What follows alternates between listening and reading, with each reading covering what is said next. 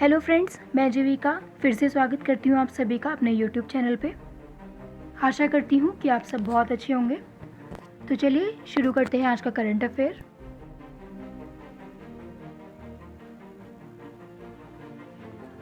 शुरुआत करते हैं राष्ट्रीय करंट अफेयर्स। एससी ने राज्यों, केंद्र शासित प्रदेशों को 31 जुलाई तक एक राष्ट्र एक राशन कार्ड योजना लागू करने का निर्देश दिया।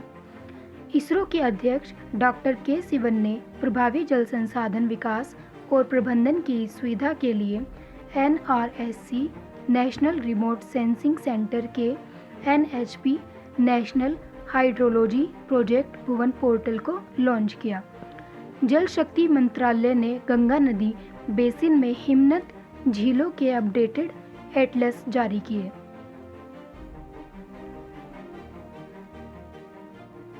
GSI geological survey of India ने उत्तराखंड के चमोली जिले में 7 फरवरी को अचानक आई बाढ़ पर रिपोर्ट जारी की, जिसमें 200 से अधिक लोगों की मौत हो गई थी।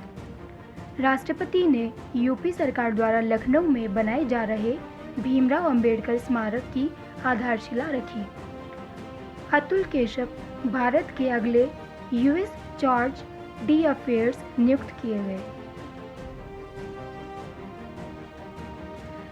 अब बात करते हैं आर्थिक करंट अफेयर्स की। भारत में व्यापार करने के आसानी के लिए एनफोर्सिंग कॉन्ट्रैक्ट्स व्यवस्था पर वेब पोर्टल लॉन्च किया गया। NATRAX national automotive test tracks वाहनों के परीक्षण के लिए एशिया के सबसे लंबे 11.3 किलोमीटर के हाई स्पीड ट्रैक का इंदौर में उद्घाटन किया गया। रूस के रोसोटॉम ने तमिलनाडु में कुडनकुलम परमाणु ऊर्जा संयंत्र NPP यूनिट 5 का निर्माण शुरू किया। सरकार ने सिप्ला को मॉडर्ना की कोविड-19 वैक्सीन आयात करने की मंजूरी दी। नीति आयोग के मुख्य कार्यकारी अमिताभ कांत का कार्यकाल 1 साल बढ़ाकर 30 जून 2022 तक किया गया। अमेरिका के कोविड प्रतिक्रिया के लिए भारत को $41 मिलियन की अतिरिक्त सहायता की घोषणा की गई। अब बात करते हैं अंतर्राष्ट्रीय करंट अफेयर्स की। ITU international telecommunication union global cyber security index 2020 में भारत 10वें स्थान पर है। चीन में भारतीय राजदूत विक्रम मिश्री ने बीजिंग में SCO शंघाई सहयोग संगठन सचिवालय को भारतीय लेखकों द्वारा आधुनिक साहित्य के 10 क्लासिक कार्यों का अनुवादित संस्करण प्रस्तुत किया। विदेश मंत्री S जयशंकर ने इटली के मटेरा में G20 विदेश मंत्रियों की बैठक में भाग लिया। अंतर्राष्ट्रीय उष्णकटिबंधीय दिवस 29 जून को मनाया गया। अब बात करते हैं खेल कूद से जुड़े करंट अफेयर्स की। अमेरिका की सिडनी मैकलॉगलिन ने महिलाओं की 400 मीटर बाधा दौड़ में 91.90 सेकंड में नया विश्व रिकॉर्ड बनाया।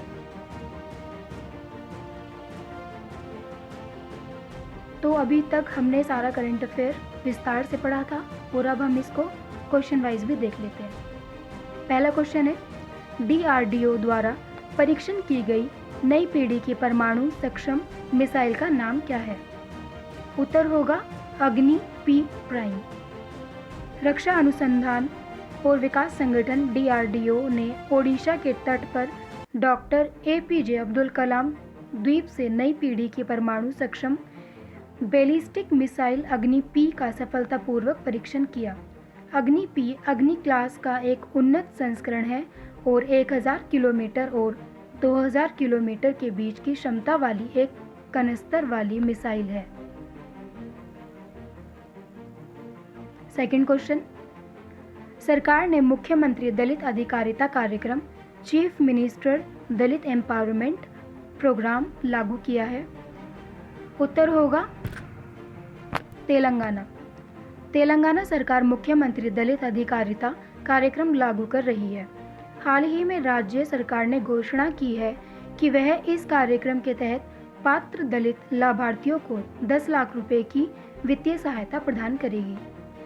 यह योजना राज्य के सभी 119 विधानसभा क्षेत्रों के 100 परिवारों को कवर करेगी, जिसमें पहले चरण के लिए 1200 करोड़ रुपए का बजट होगा। चयनित दलित लाभार्थियों के बैंक खातों में राशि सीधे हस्तांतरित की जाएगी।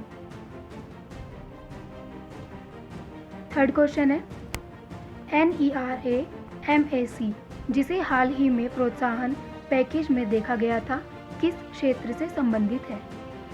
उत्तर होगा कृषि। केंद्रीय वित्त मंत्री निर्मला सीतारमण ने घोषणा की कि उत्तर पूर्वी क्षेत्रीय कृषि विपणन निगम north eastern regional agricultural marketing corporation NERA-MAC को 77.45 करोड़ रुपए के पैकेज के साथ पुनर्जीवित किया जाएगा।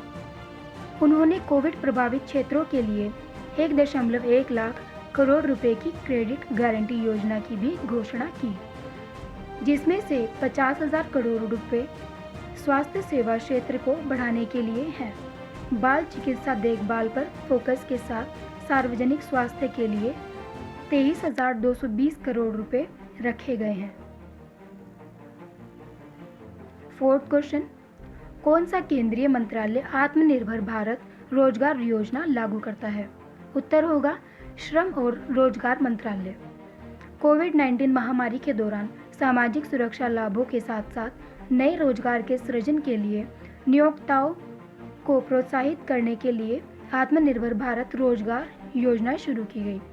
यह श्रम और रोजगार मंत्रालय द्वारा कार्यान्वित की जाएगी। हाल के पैकेज में वित्त मंत्री ने घोषणा की कि आत्मनिर्भर भारत रोजगार योजना 31 मार्च 2022 तक बढ़ाया जाएगा। फिफ्थ क्वेश्चन, हाल ही में सुर्खियों बटोर रहा NEIA ट्रस्ट किस सेक्टर से जुड़ा है? उत्तर होगा निर्यात। मध्यम और लंबी अवधि के निर्यात की सुविधा के लिए भारत सरकार द्वारा राष्ट्रीय निर्यात बीमा खाता NEIA स्थापित किया गया था, जिसे ECGC द्वारा कवर नहीं किया जा सकता था। NEIA ट्रस्ट एक्सिम बैंक द्वारा दिए गए क्रेडिट के लिए जोखिम कवर का विस्तार करके निर्यात को बढ़ावा देता है। सरकार ने अगले 5 वर्षों में NEIA को अतिरिक्त कोष उपलब्ध कराने की घोषणा की है। तो दोस्तों, उम्मीद करती हूँ आप सभी को जो मैं करंट अफेयर लेके आती हूँ वो काफ़ी पसंद आता होगा, और इसके साथ साथ ये आपके आने वाले एग्ज़ाम्स के लिए बहुत ज़्यादा हेल्पफुल होने वाला है। तो आप इसको ध्यान से पढ़िएगा। आशा करती हूँ आपके आने वाले एग्ज़ाम्स बहुत अच्छे होंगे।